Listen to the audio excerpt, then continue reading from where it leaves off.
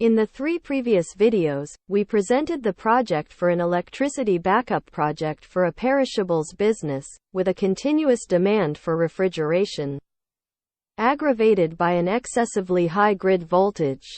The system has 2 branches or buses, switchable by means of 2 contactors for each of the loads independently, with built-in protections against an accidental cross-connection of the local generator with the power company grid. For a more detailed explanation of each switching station, here we show the 2 contactors, the 2 line voltage step-down transformers, as well as the time delay relay for only one of the loads, since they all work in the same way.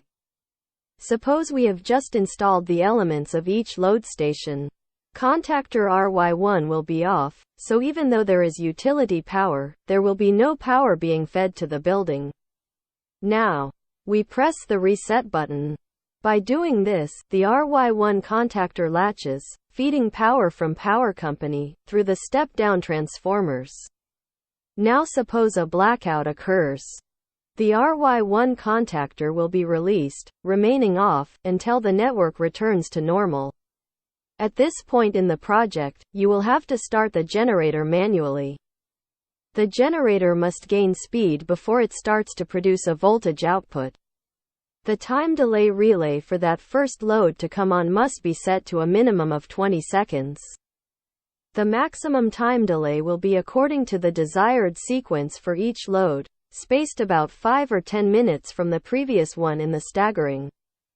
To avoid starting the generator with all the loads on at the same time, which would overload the generator.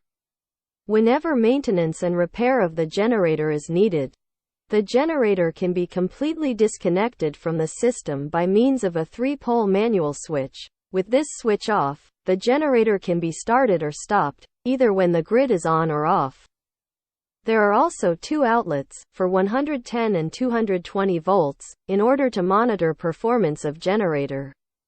When the tests or repairs are done and the 3-pole switch is turned on, the generator stops automatically, in case the power company grid is working normally.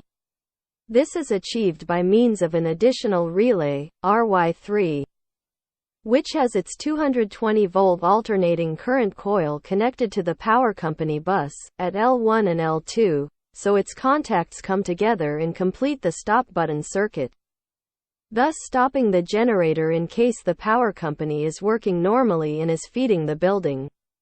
On the other hand, in the event there is a blackout when the 3-pole switch is turned on, the generator will keep running and starts the sequence of the loads as described before. As an additional safety device, a normally closed auxiliary contact can be added to each generator bus contactor. This auxiliary contact is connected in series with the power grid contactor coil, so that whenever the generator is running, it becomes impossible to energize the power company bus contactor, not even by pressing the reset button. In the next video we will present the changes that have to be done for the generator to start automatically, as well as to restore the power service from the power company when the grid voltage returns and is stable. I hope this video has been useful to you. Thanks for watching and please subscribe to my channel. Shava ta'in.